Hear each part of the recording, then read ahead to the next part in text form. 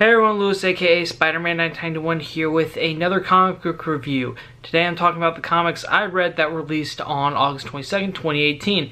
As usual, I will be ranking these comics from worst to best. Let's get started. Avengers number 6. The Avengers finally come together and stop the first host. The first arc for this new Avengers title is over, and the ending for this just was a complete mess. In the beginning, we get, as the final fight with the Celestials is happening, we get tons of panels that show like different sort of disasters or reactions other people on Earth are feeling towards this battle.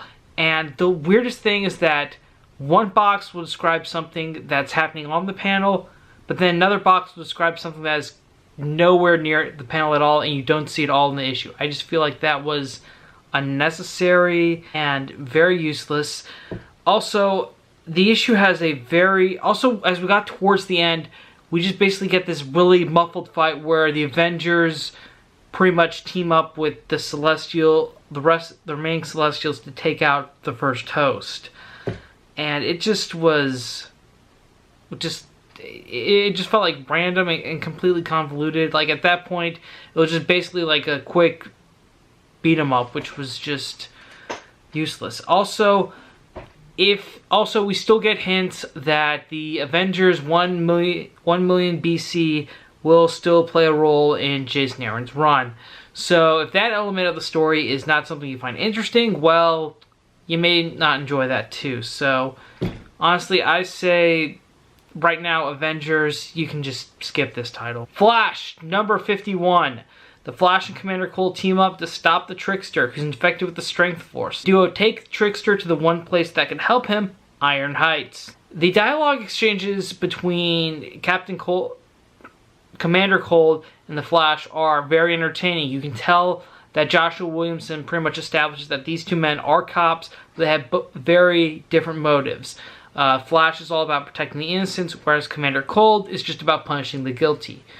Also, we do get some progress with the Warden Wolf side story that's going on that involving some Central City police officers trying to arrest Wolf for proof that he's corrupting Iron Heights. But then we get but most of this issue we do get some backstory on the Cold that just really weighs down the issue. So this arc has some potential, but this issue itself on its own is average at best. The Terrifics, number 7. The Terrifics finally find Tom Strong. However, it's just as he's being attacked by Dr. Dread. This issue has a really great introduction to Tom Strong in the beginning because it's very easy to follow and gives you a taste of what Tom Strong and the world of Millennium City is all about. Also, I like the way that they sort of dealt with what happened last story arc, which was Rex Mason losing his metamorpho powers. And Jeff Lemire is pretty much quick to establish that Rex Mason, despite having no powers, is still part of this team because he's still connected via the dark matter that the team first was exposed to way back in issue 1. Honestly, the Terrifics is a very fun comic. It's a nice little homage to Silver Age comics, and I think it has a good way of like showing how these relatively unknown characters are awesome. So if you like that sort of thing, I definitely recommend you pick up the Terrifics.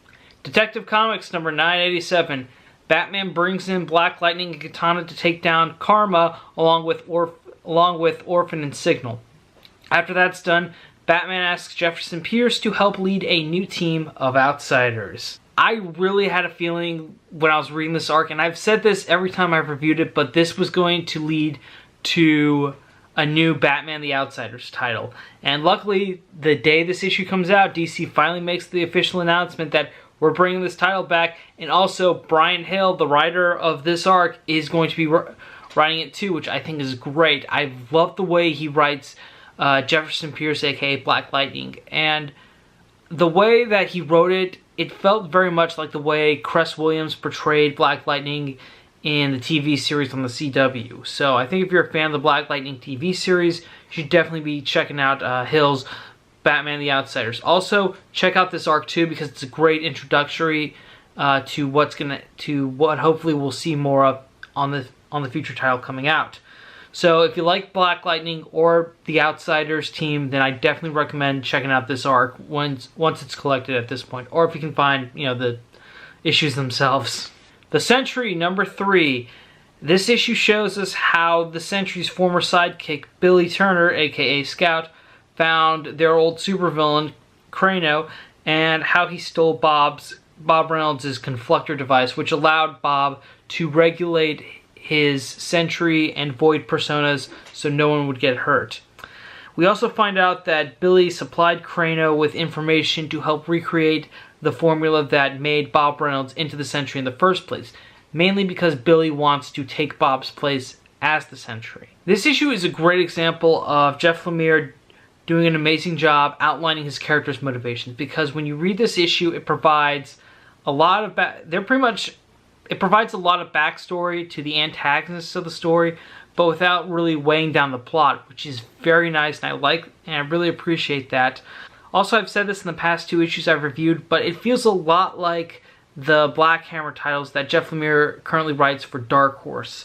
So I think if you like those titles, then you should definitely be checking out the Sentry. Amazing Spider-Man, number 4. Since their separation, Spider-Man has been more heroic but less responsible, and Peter's been more responsible but less exciting. Of course, once Dr. Connors explains a major drawback to the genome splicer, Peter Parker realizes that he needs to reconnect with Spider-Man, and soon. Meanwhile, Mendel Stromm gets assistance from a mysterious benefactor for his next assault on Spider-Man. Well, I'm glad that this issue finally acknowledges the mysterious antagonist that we saw way back in issue 1 that spoke with Mysterio, but we don't get to actually see that guy. He just appears as a voice edging on Mendel Stromm. Also, I do appreciate how Nick Spencer, the writer, sort of like really went deep with the Spider-Man villains, because there are a lot of C and D list villains in this issue, and yes, that does include Stromm. So I think seeing those types of villains is something that really hardcore fans can appreciate. Also, Ryan Ottley, still one of my favorite superhero artists. His artwork is very bright and dynamic, and I think that's something that you need in a superhero comics. So naturally, he's drawn one of my favorite Marvel character of all time, so I'm on board. Also, I really like during this issue how Nick Spencer sort of wrote Peter Parker and Spider-Man as two different individuals, especially when Peter confronts Spider-Man about his looking out for number 1 attitude and his arrogance, and reminds him that the last time they were that arrogant, Uncle Ben died, and Spider-Man's confused, saying, "Who?" That was probably my favorite part of this issue. So honestly, I still say Nick Spencer and Ryan Ottley are doing a amazing job on Amazing Spider-Man, and you should definitely check out their run. Okay, my last comic, my pick of the week is Action Comics 1002.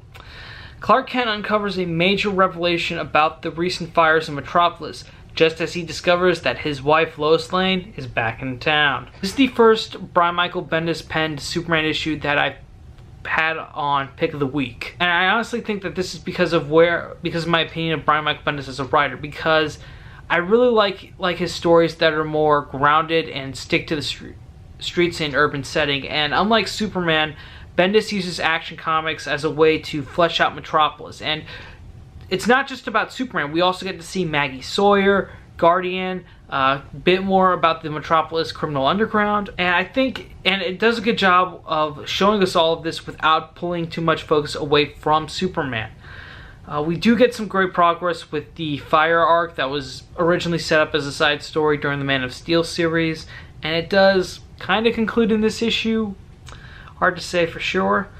We also do get some setups for the future antagonist Red Cloud, and also Lois Lane's return. The whole way this issue is sort of focused on everyone in Metropolis kind of reminds me of the Adventures of Superman title from the 90s, which also did a good job examining Superman's supporting cast. I think that's the feeling that we're getting with Action Comics. So I think if you like more grounded Superman stories, like stories where he's mainly operating in Metropolis rather than space or anything like that, then Action Comics is definitely something you should read. And I also think the urban setting really helps Bendis' writing. So for those reasons, that's why Action Comics 1002 is my pick of the week. Well, that's it for me. Thank you again for watching. Remember to like and subscribe, hit the bell icon to be notified, or you can follow me on Twitter because I always post video links whenever I post a new video. Link to my Twitter account is in the description below. You can just follow that or just look up SpiderMan 1991, same as the username.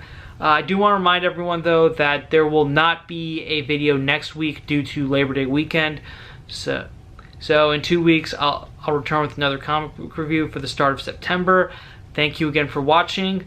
Later days.